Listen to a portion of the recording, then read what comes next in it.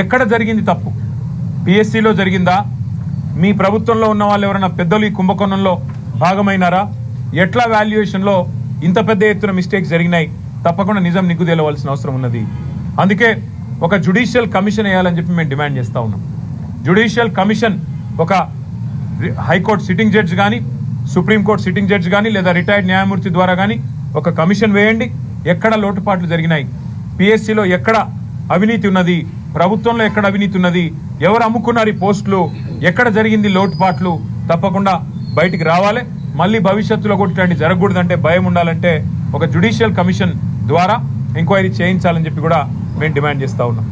ప్రభుత్వానికి మళ్ళీ నేను విజ్ఞప్తి చేస్తూ ఉన్నా, బేసిజానికి పోయి మేమే కరెక్టు అని ఎవరు అడ్వైజ్ చేయగానే అర్జెంటుగా డివిజన్ బెంచ్కి పోవడం, ఈ పిల్లలు తప్పన్నట్టు మళ్ళీ అక్కడ వాదించడం, ఇది పద్ధతి కాదు, ఇది మంచి సంస్కృతి కూడా కాదు.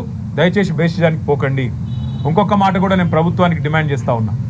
మీరు మాట్లాడితే ఒక్కొక్క మంత్రి ఒక్కో నెంబర్ చెప్తున్నాడు.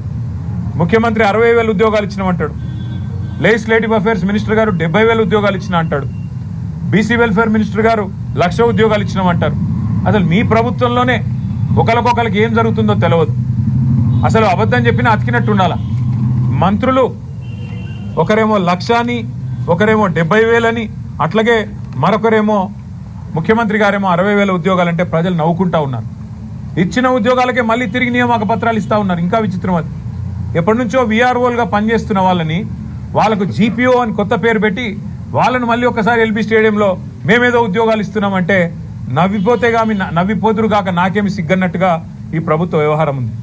ఈ 2 లక్షల ఉద్యోగాల విషయంలో మీరు ఇచ్చిన మాట, ఇవాళ మీరు చెబుతున్న అబద్ధాలు, వీటి విషయంలో నేను రాష్ట్ర ప్రభుత్వాన్ని డిమాండ్ చేస్తా ఉన్నా. మొన్ననే మీరు ఏదైతే 15 రోజుల అసెంబ్లీ సమావేశాలు పెట్టండి అంటే 2 రోజులు మాత్రమే పెట్టి పారిపోయారో నేను గుర్తు చేస్తా ఉన్నా ప్రభుత్వానికి. మొన్న మీరు 2 రోజుల అసెంబ్లీ సమావేశం పెడితే కూడా మేము డిమాండ్ చేసినాం, నిరుద్యోగ సమస్య ఒక 2 రోజులు చర్చ పెట్టండి. ఈ 2 లక్షల ఉద్యోగాల విషయంలో నిజం నిగ్గు తేలాలి. ఎవరు తెలంగాణ రాష్ట్రం ఏర్పడిన నాటి నుంచి ఇప్పటివరకు జరిగింది ఏంటి? టీఆర్ఎస్ ప్రభుత్వంలో ఇచ్చిన ఉద్యోగాలన్నీ, మీ ప్రభుత్వం ఇచ్చిన నోటిఫికేషన్లన్నీ అన్నీ కూడా బయటికి రావాలి, ప్రజలు చూడాలని చెప్పి మేము డిమాండ్ చేస్తూ ఉన్నాం. అసెంబ్లీని ప్రత్యేకంగా 2 రోజుల పాటు సమావేశానికి పిలవండి. కేవలం తెలంగాణ యువత నిరుద్యోగ సమస్య, మీరిచ్చిన హామీలు, ఏడాదిలో 2 లక్షల ఉద్యోగ నోటిఫికేషన్, వీటి విషయంలో చర్చకు అసెంబ్లీకి తప్పకుండా మీరు పిలవాలని చెప్పి కూడా రాష్ట్ర ప్రభుత్వాన్ని మేము డిమాండ్ చేస్తూ ఉన్నాం. మీకు చిత్తశుద్ధి ఉంటే రాహుల్ గాంధీ గారు అశోక్ నగర్కి వచ్చి చెప్పిన మాట నిజమే అయితే, మొదటి సంవత్సరంలో ఇస్తాం 2 లక్షల ఉద్యోగాలని చెప్పిన మాటలో అనుమాత్రం వాస్తవం ఉన్నా, లేదా మీరు ఇచ్చిన హామీలో నిజాయితీ ఉన్నా వెంటనే ప్రభుత్వం స్పందించాలే. పిల్లల కోసం ఒక 2 రోజుల పాటు కూలంకషంగా చర్చించడానికి, వేరే బిజినెస్ వద్దు, 2 రోజులు కూలంకషంగా ఈ రాష్ట్ర నిరుద్యోగ యువత కోరుకుంటున్న విధంగా ప్రత్యేకంగా శాసనసభ సమావేశాలు పెట్టాలని చెప్పి మేము, స్పెషల్ అసెంబ్లీ సెషన్ పిలవాలని చెప్పి మేము కాంగ్రెస్ పార్టీని డిమాండ్ చేస్తూ ఉన్నాం. అట్లాగే పెద్దలు రాహుల్ గాంధీ గారిని కూడా మేము డిమాండ్ చేస్తున్నాం. మీరే చెప్పినారు, ఇక్కడ స్థానిక నాయకులు చెప్తే తెలంగాణ యువత నమ్మలేదు. ఇవాళ 2 ఉద్యోగాలు ఊడగొడితే మీకు 2 లక్షల ఉద్యోగాలు ఇస్తామని మాటిచ్చారు. కేసీఆర్ ఉద్యోగం, కేటీఆర్ ఉద్యోగం ఊడగొట్టండి, 2 ఉద్యోగాలు ఊడగొడితే మీకు 2 లక్షల ఉద్యోగాలు ఇస్తామని మీరు చెప్పారు. మీకు 2 ఉద్యోగాలు వచ్చినాయి.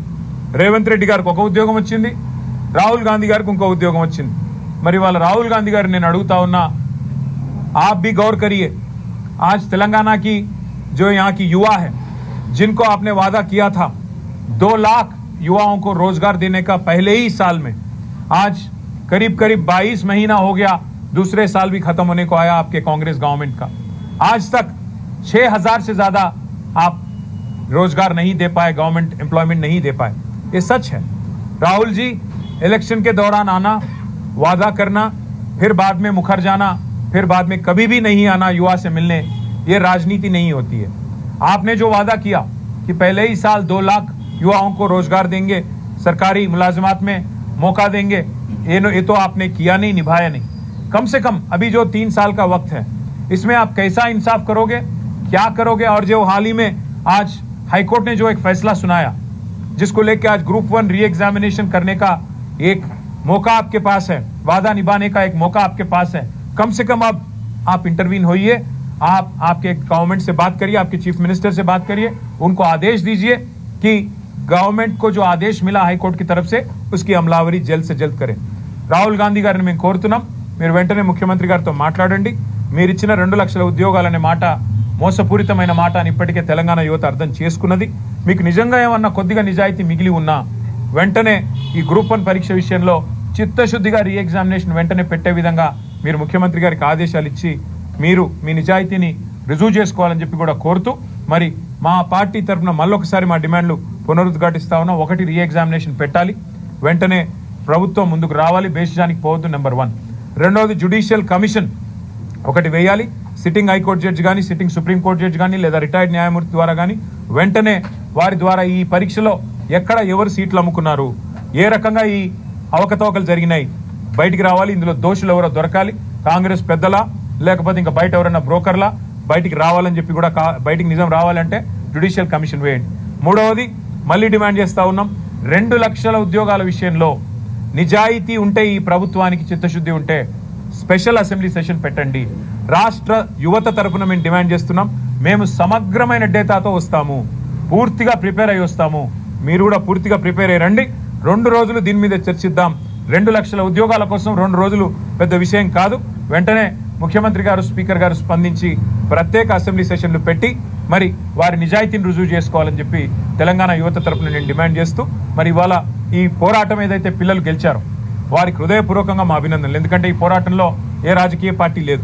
పిల్లలు నిజాయితీగా కొట్లాడినారు, రోడ్లెక్కి కొట్లాడినారు. వారందరికీ నా అభినందనలు. ప్రభుత్వానికి ఇంకొక డిమాండ్ కూడా నేను చేస్తా ఉన్నా, మర్చిపోయాను. పిల్లల మీద కేసులు పెట్టారు ఈ పోరాటం చేస్తుంటే. ఆ కేసులు కూడా బేషరతుగా ఉపసంహరించుకోవాలి. ఇక్కడ ఆస్మా అనే అమ్మాయి ఉంది. ఆ అమ్మాయి అక్కడ ఒక పీసీఓ దగ్గరికి పోయి ఫోన్ చేసుకుంటుంటే ఇంటికి, ఆ అమ్మాయి మీద కూడా మీరు ఇక్కడ ఏదో ముఖ్యమంత్రి గారు మంత్రి గారు వస్తున్నారు, వారిని అడ్డుకోవడానికి మీరు ఇక్కడ వచ్చినారని చెప్పి ఆ అమ్మాయి మీద కేసు పెట్టినారు.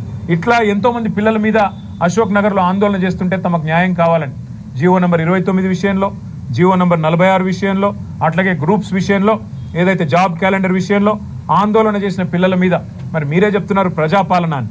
ప్రజాపాలనలో నిరసనకు చోటు ఉండాలి, ప్రజాపాలనలో ప్రజల వాయిస్ కి చోటు ఉండాలి. కాబట్టి ఈ కేసులన్నీ, పిల్లల మీద పెట్టిన కేసులన్నీ బేషరతుగా విత్డ్రా చేసుకోండి.